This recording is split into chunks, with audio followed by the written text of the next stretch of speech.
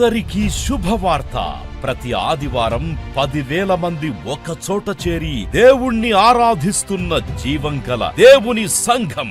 స్వస్థత, విడుదల, అభిషేకం పొందాలనుకుంటున్నారా? దురాత్మ శక్తుల నుంచి విడుదల కావాలా? ఆర్థిక ఇబ్బందుల నుంచి విడుదల కావాలా? సంతానలేమితో బాధపడుతున్నారా? కుటుంబ సంక్షేమం కొరకు ప్రత్యేక ప్రార్థనలు కోరుకుంటున్నారా? శాంతి లేక ఆత్మహత్య చేసుకోవాలనుకుంటున్నారా? నిజమైన ఖచ్చితమైన వాక్యం చేత బలపడాలని ఆశిస్తున్నట్టయితే రండి. క్రైస్ట్ టెంపుల్ మీ కొరకే. ప్రతి ఆదివారం 4 ఆరాధనలు జరుగుతున్నాయి. మొదటి ఆరాధన ఉదయం 6 గంటలకు, రెండవ ఆరాధన ఉదయం 8 గంటలకు, మూడవ ఆరాధన ఉదయం 10 గంటలకు, నాల్గవ ఆరాధన సాయంత్రం 6:30 జరుగును. ముఖ్య ప్రసంగికులు ప్రపంచవ్యాప్తంగా వాక్యమునందించి కోట్లాది మందికి దీవెనకరముగా ఉన్న మన దైవజనులు రెవరెండ్ డాక్టర్ పాల్ ఇమాన్యుయల్ గారు మరియు నిస్సీ పాల్ గారు శక్తివంతమైన సందేశాలను అందించి ప్రతి ఒక్కరి కొరకు ప్రత్యేక ప్రార్థనలు చేయుదురు. హృదయాలను హత్తుకునే అద్భుతమైన స్తుతి ఆరాధన, సాక్ష్యాలు, ప్రతి విశ్వాసిపై ప్రత్యేక శ్రద్ధ, గృహ దర్శనాలు, ఇంకా మరెన్నో. ప్రతి ఆరాధనలో 1000 మంది ప్రజలు పాల్గొంటూ ఆత్మీయముగా బలపడుచున్నారు.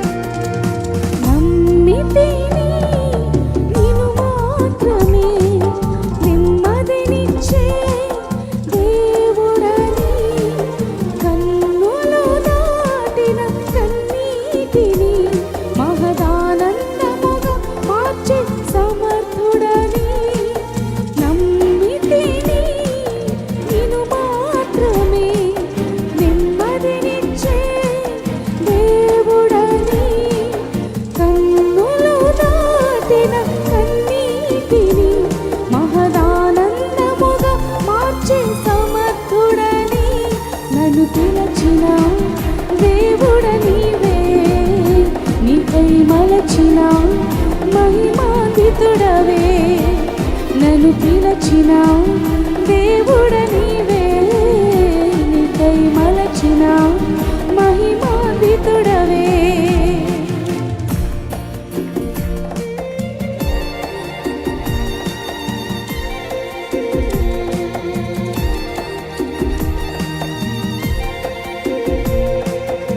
స్తోత్రం.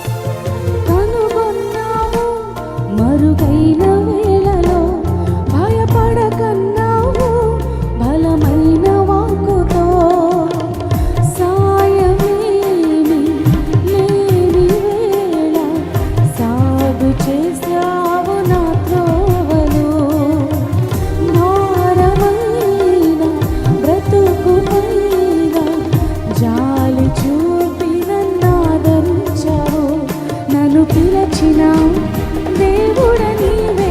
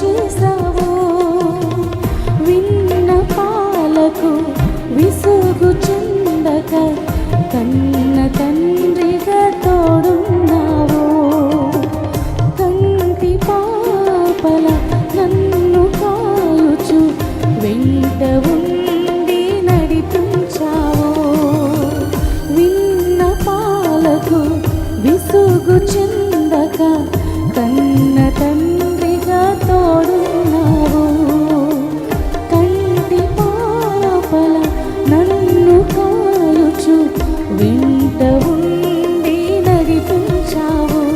నన్ను పిలచిన దేవుడ నీవే, నీకై మలచిన మహిమాన్వితుడవే.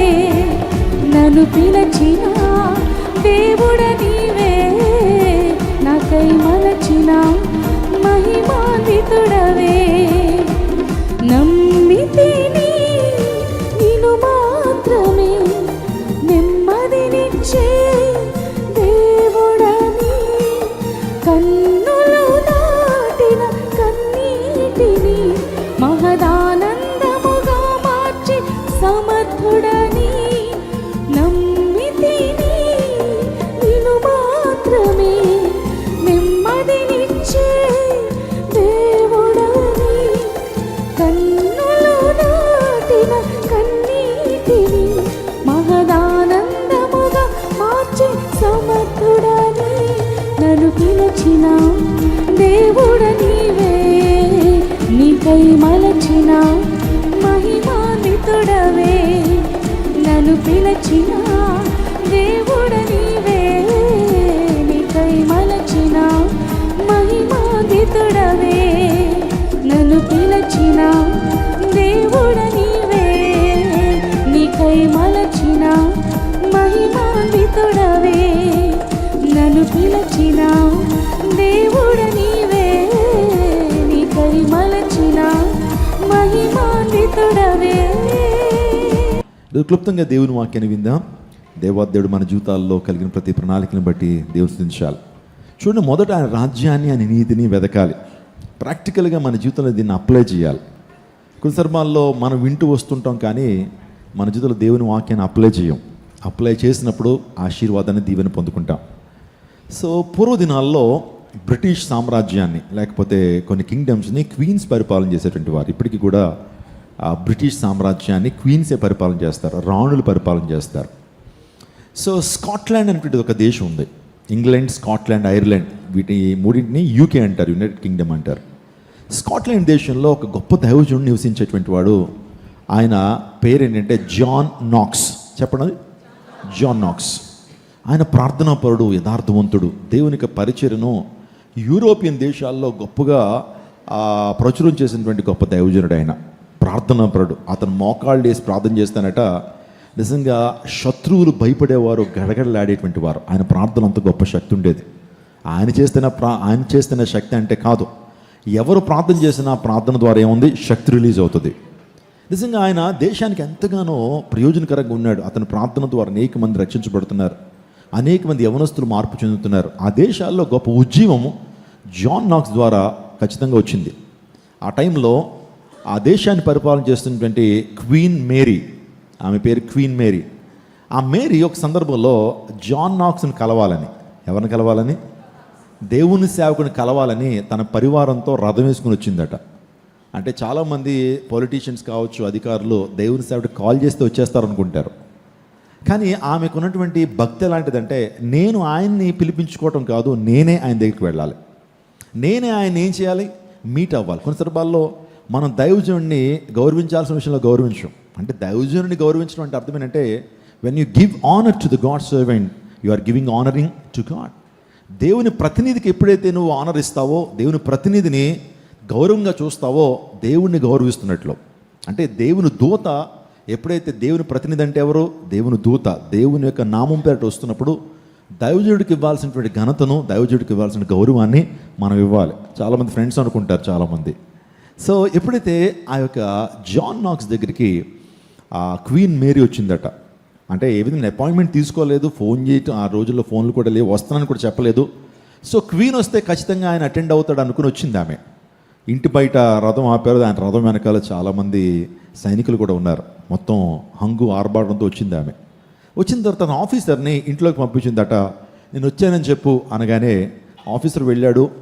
సో ఇంటి తలుపులు తట్టాడు. లోపల జాన్ నాక్స్ ప్రార్థన చేస్తున్నారు. దైవజనులు ప్రార్థన చేస్తున్నారు, కన్నీళ్లు కాచి ప్రార్థన చేస్తుంటే, సో ఈ విషయాన్ని చెప్పాలి, నీ కోసం నిన్ను చూడడానికి నీతో మాట్లాడడానికి ఎవరు వచ్చారని చెప్పాలి, మేరీ వచ్చిందని చెప్పాలి. వెళ్ళి బూటుకాలతో శబ్దం చేస్తున్నాడు. ఆ తర్వాత అక్కడ కొంత నాయిస్ క్రియేట్ చేస్తుంటే ఆయన రెస్పాండ్ అవ్వట్లేదు, ఎందుకంటే ప్రార్థనలో లీనమైపోయాడు. ఆయన ప్రార్థనలో ఆత్మ వశుడై ప్రార్థన చేస్తున్నప్పుడు పట్టించుకోవాలి, ఆ శబ్దాలు వినపట్టలేదు. మనం కొన్ని సందర్భాల్లో ప్రార్థన చేస్తుంటే ఎక్కడ లేని శబ్దాలన్నీ మనకే వినపడుతుంటాయి. ప్రార్థన చేస్తున్నప్పుడు కుర్రోడు ఏడ్చిన శబ్దాలు, ఏమండి ఆ వంటగదిలో అది మాడిపోతున్నటువంటి ఫీలింగ్సు, మనకి ఎన్ని అవాంతరాలు ప్రార్థన చేస్తున్నప్పుడు వెనకాల ఎవరు వచ్చి నిలబడినట్టు ఉన్నాయా? మీకు ఆ ఎక్స్పీరియన్స్లు ఉన్నాయా? ఖచ్చితంగా ఉంటాయి. ఎలాగన్నా నీ ప్రార్థన ఆపేయాలని సాతానుగాడు దుష్టుడు ఎంతో ప్రయత్నం చేస్తుంటాడు. కానీ ఈ ప్రార్థనలో లీనమైనటువంటి ఆ వ్యక్తి 10 నిమిషాలు చూశాడట, పావుగంట చూశాడట, రాణి ఎక్కడ ఉంది? రోడ్డు మీద ఉంది. వెంటనే కాసేపటికి ధైర్యం తెచ్చుకుని దైవసేవకుడి యొక్క భుజం తట్టి లేపాడట. సో దైవజనుడిలో చూసి మీరు ఎవరని అడిగితే, నేను స్కాట్లాండ్ దేశానికి రాణి అనేటువంటి ఆ క్వీన్ మేరీ యొక్క పిఏన్ అని చెప్పాడట. వెంటనే మీరు ఇలా ఎందుకు ఇలా వచ్చారంటే, నిన్ను చూడడానికి, మిమ్మల్ని కలవటానికి ఈ దేశాన్ని పరిపాలన చేస్తున్న క్వీన్ మేరీ వచ్చారు, ఆమె బయట ఉన్నారు అని చెప్పిందట. ఆమె మిమ్మల్ని కలవాలనుకుంటున్నారు, మీతో మాట్లాడాలనుకుంటున్నారంటే ఆయన ఇలా పైకి చూసి, నేను రాజుల రాజు ప్రభువుల ప్రభుతో మాట్లాడుతున్నాను, కాసేపు వెయిట్ చేయమని అన్నాడట. చప్పలు కొడుతూ దేవుని నామమున పరచండి. ఈ విషయాన్ని నేను చదివినప్పుడు చాలా ప్రేరణ పొందాను. ఒక దైవజనుడు నిజంగా ఒక గొప్ప రాణి తన ఇంటికి వచ్చినప్పుడు నేను ఎవరితో మాట్లాడుతున్నాను? రాజుల రాజుతోనూ ప్రభువుతోనూ. ఆశ్చర్యపోయిందట. వాస్తవాన్ని ఆ మాట మొత్తం ఈ యొక్క స్కాట్లాండ్నే కదిలిస్తుంది. దేవుని సేవకుడు రాజుల రాజుతో ప్రభువుతో మాట్లాడుతున్నాడని చెప్పాడని చాలా ఆమె సంతోషించిందట. నా దేశంలో ఇటువంటి దైవజనులు ఉంటాన్ని బట్టే దేశం ఇంత అభివృద్ధి పదంలో ముందుకు నడుస్తుంది. దీన్ని మన జీవితాలకు అప్లై చేద్దాం. నువ్వు ప్రార్థన చేస్తున్నప్పుడు నీ కొరకు ఎమ్మెల్యేయో ఎంపీయో మినిస్టరో రానక్కర్లేదు, పక్కింటి పిన్ని గారు వస్తే చాలు, మొత్తం బైబిల్ అంతా ప్రక్కన పెట్టేసి ఒక గెంతులో ఎగిరిపోతావు నువ్వు అక్కడికి. అంటే మన జీవితంలో దేవుని వాక్యానికి, ప్రార్థనకు, దైవజనులకి, దైవ సన్నిధికి ఏమి ఇవ్వం? మనం ప్రాధాన్యత ఇవ్వం, ప్రామినెన్స్ ఇవ్వం. అది ఎక్కడ పెడతామంటే లీస్ట్ ప్రయారిటీ ఇస్తాం. టాప్ ప్రయారిటీస్ అంతా కూడా మన బంధువులు, మన స్నేహితులు, మన ఆఫీసు, లేకపోతే మన ఈ యొక్క పరిస్థితులను చూస్తాం. కానీ దేవునికి ఆనర్ చేసేటువంటి వారు సమాజంలో కనపడట్లేదు. ఈ రోజున when you give honour, when you give priority, when you give prominence to the presence of God, దేవుని సన్నిధికి, ప్రార్థనకు నువ్వు ఎప్పుడైతే ప్రాధాన్యత ఇవ్వటం నేర్చుకుంటావో ఆశీర్వాదాలు నీ జీవితంలో చూస్తావు. అంటే బంధువులు వస్తే మాట్లాడొద్దని అనట్లేదు, స్నేహితులు వస్తే మాట్లాడొద్దు అనట్లేదు, వారికి ప్రామినెన్స్ ఇవ్వద్దని అనట్లేదు. కానీ ఒక విషయాన్ని గుర్తుపెట్టుకో, సో వారికంటే ఎక్కువగా నువ్వు ప్రామినెన్స్ ఇవ్వాల్సింది ఎవరికి? దేవునికి ఇవ్వాలి.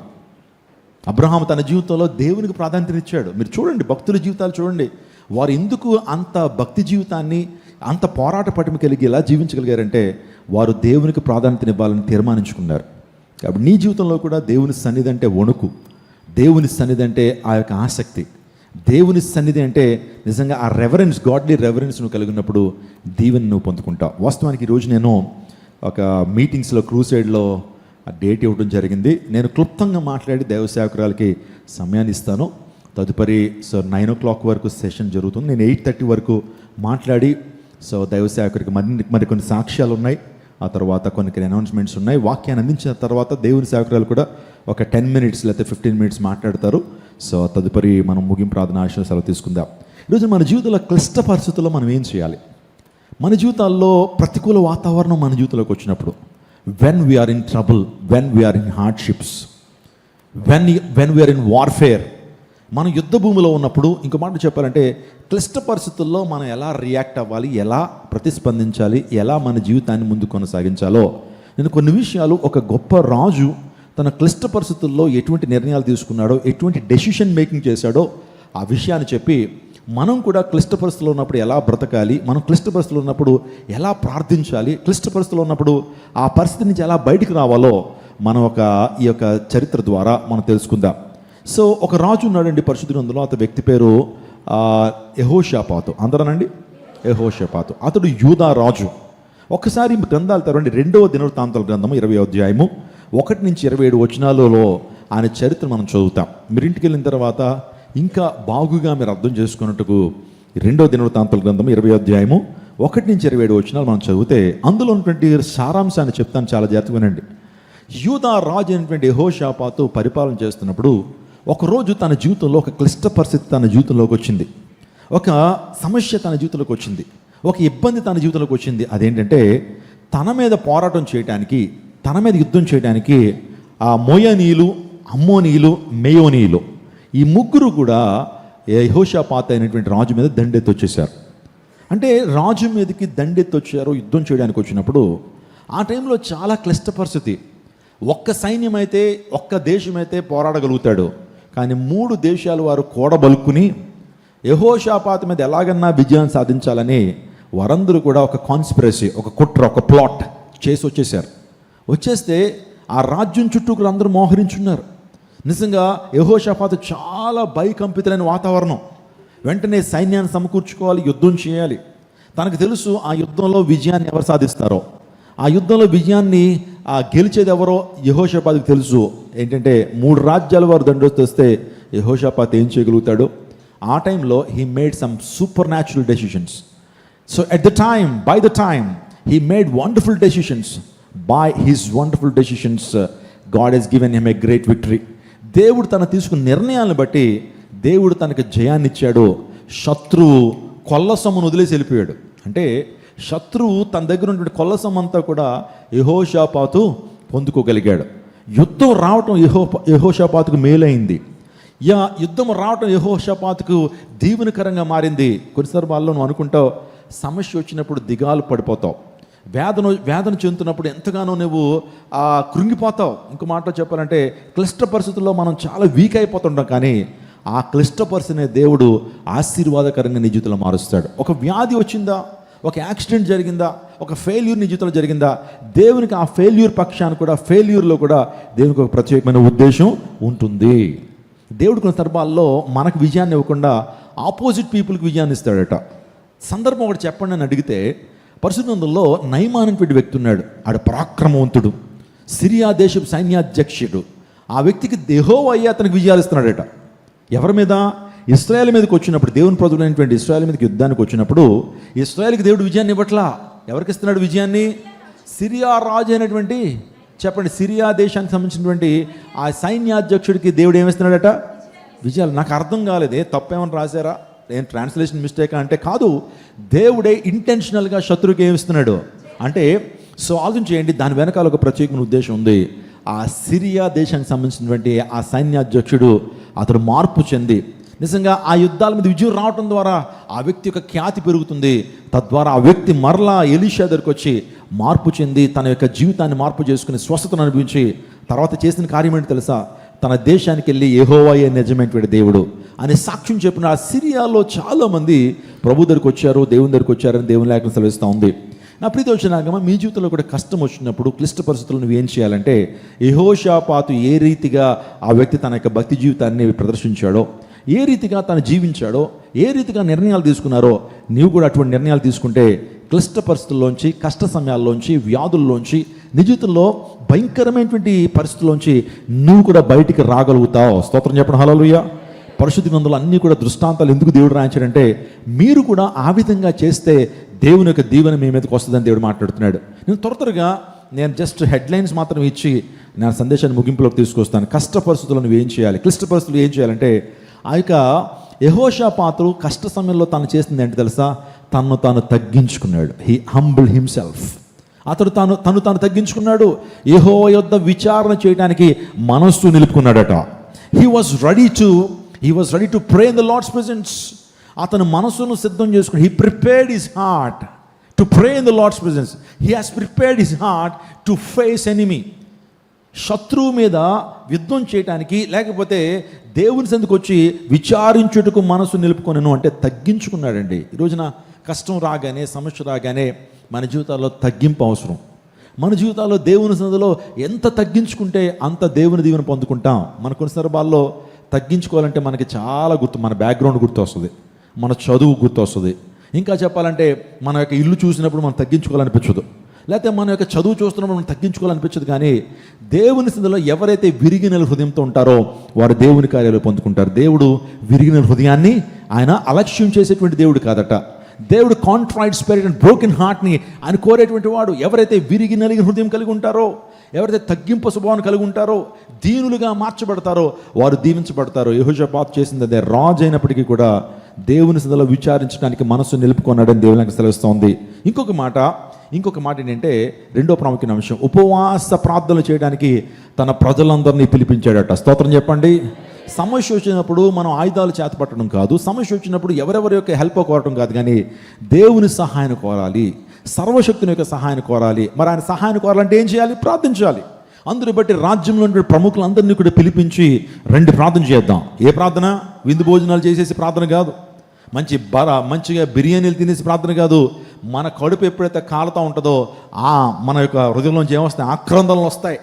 అందుని బట్టి ఉపవాస ప్రార్థన చేద్దామని చెప్పి అందరినీ మోకరింపు చేసి ఈ స్టార్టెడ్ టు ప్రే. ఈ just make people to pray in the Lord's presence by fasting ఉండటం ద్వారా.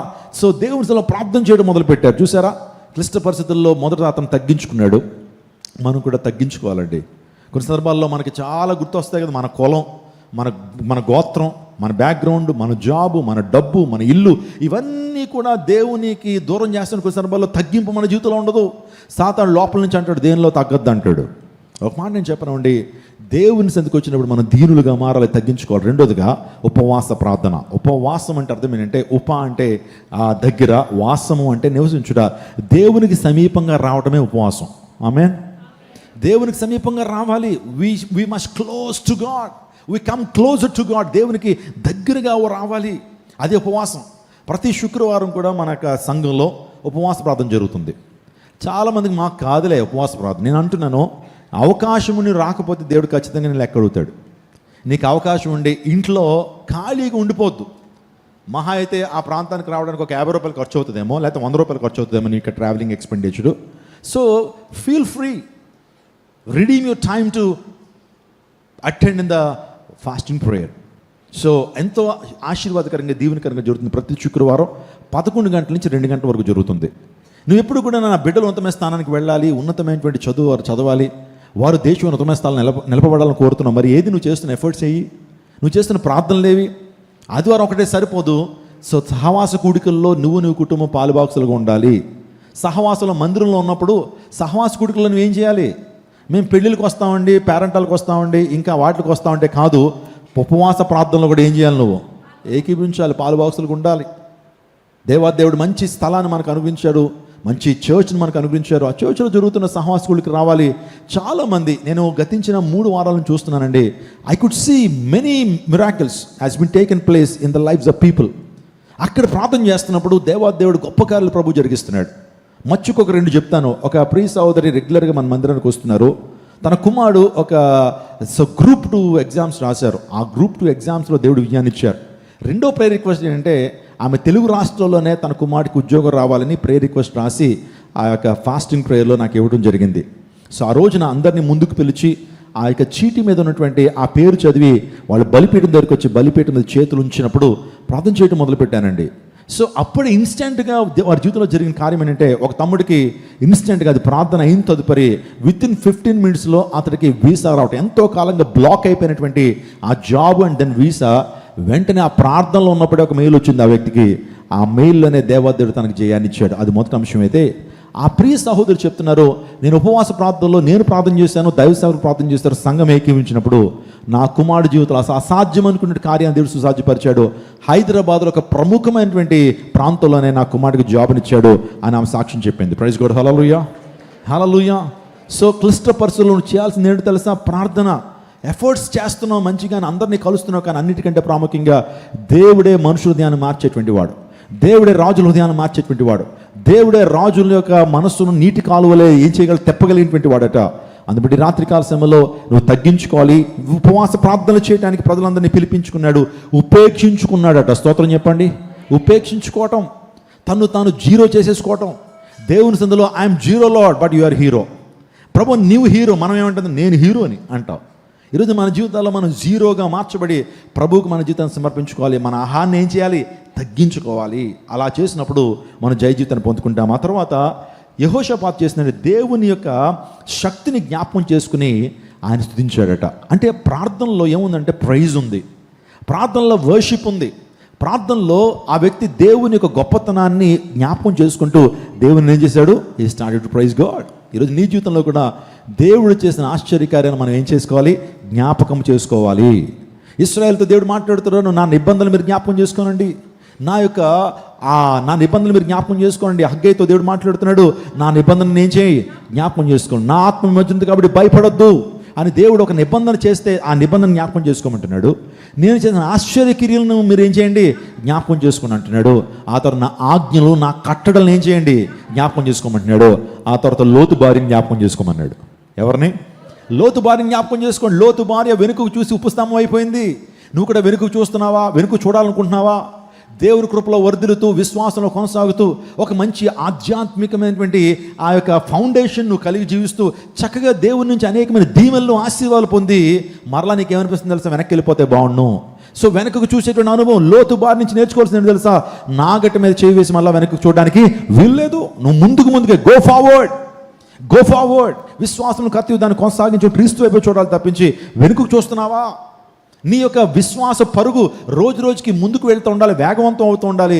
దేవునికి ఇంకా ఇష్టడుగా మారడానికి నువ్వు పరిగెత్తాలి తప్పించి వెనక్కి వెళ్ళిపోతాను, నేను ఇంకా విశ్వాసంలో వెనక్కి వెళ్ళిపోతాను, ఈ భక్తి నేను చేయలేను, ఈ యొక్క విశ్వాసం నేను కనుపరచలేను, నేను నిరీక్షణతో జీవించలేను, దేవుని మందిరానికి రాలేను, నాకు ఇచ్చిన బాధ్యత నేను విస్మరిస్తాను అనుకుంటే కనుక నష్టపోయేది ఎవరు? నువ్వే. లోతు భార్య వెనక్కి తిరిగి ఏమైపోయింది? నువ్వు నేను ఎన్నిసార్లు వెనక్కి తిరిగాం? ఒక చిన్న కారణాలు బట్టి ఎవరో ప్రక్కన ఏదన్నా అంటే మనం దాన్ని హార్ట్కి తీసేసుకుంటాం. నిజంగా దేవుడు అంటేనే మనకి చాలా లోకు అండి కొన్ని సందర్భాల్లో. దైవజనుడు అంటే లోకువా, దేవుని సన్నిధి అంటే లోకువా, దేవుని మందిరం అంటే లోకు కొన్ని సందర్భాల్లో. సో ఆఫీసులో బాస్ ఎన్ని విషయాలన్నా సరే దులిపేసుకుని వచ్చేస్తాం, కానీ దేవుని సేవకు ఒక విషయంలో గద్దించాడనంటే చాలామంది హార్ట్కి తీసేసుకుని ఈ మందిరం కాకపోతే వేరే మందిరం. ఎన్ని మందిరాలు మారుతావు? నీ జీవితంలో సరైనటువంటి వాక్య విధానంలో పెంచబడుతున్న నీవు దేవుడు అనేకమైనటువంటి మేలు ఉపకారాలు చేస్తే కొంతమంది వెనుకకు చూసేటువంటి తత్వం ద్వారా దీవెన పొందుకోవాలి. లోతు భార్య వెనుకకు చూసింది. ఏ లోకాన్ని అయితే విడిచిపెట్టి వచ్చిందో, ఏ లోకాన్ని అయితే చీయనదో మరలా ఆ లోకంలోకి జారిపోవడానికి ఇష్టపడింది లోతు భార్య.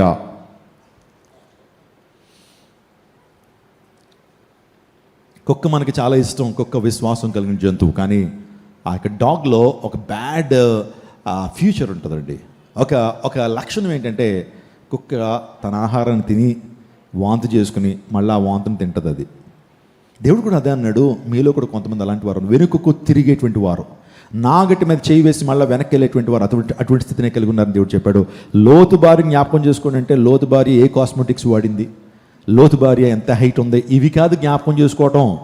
లోతు భార్య వెనక్కి తిరిగేమైంది? ఉప్పు స్తంభం అయిపోయింది. మరి నువ్వు నేను ఎన్నిసార్లు వెనక్కి తిరిగాం? దేవుని పరిచయం చేస్తానన్నావు, దేవుని కొరకు జీవిస్తానన్నావు, 31వ తారీఖున ఎన్నో శపథాలు చేసేస్తాం మన ప్రభు సన్నిధిలో, మళ్ళా వెనుక తిరుగుతున్నావు. లోతు భార్య జ్ఞాపకం చేసుకోండి. ఇంకోటి అంటే బంధించబడినటువంటి వారిని జ్ఞాపకం చేసుకోండి అన్నాడు. బంధింపబడినటువంటి వారిని మీరు జ్ఞాపకం చేసుకోండి, క్యాప్టివిటీలో ఉన్నటువంటి వారిని జ్ఞాపకం చేసుకోండి. Just remember the people who are in bondage. బంధకాలు ఉన్నటువంటి వారిని జ్ఞాపకం చేసుకోండి అన్నాడు. కాబట్టి మన జీవితాల్లో దేవుడు చేసిన ఉపకారం తలపోసుకుంటూ దేవుని యొక్క శక్తి సామర్థ్యాన్ని బట్టి, దేవుని యొక్క ఔన్నత్యాన్ని బట్టి, దేవుడు ఏమై ఉన్నాడో అనేటువంటి విషయాన్ని ధ్యానం చేస్తూ దేవుని ఏం చేయాలి? దేవుని స్తుతించాలి. ఇంకో మాట ఆ వ్యక్తి కన్ఫెస్ చేశాడండి, శత్రువుల మీద నాకు విజయం సాధించడానికి నాకు బలము లేదు. I don't have any strength to face enemy.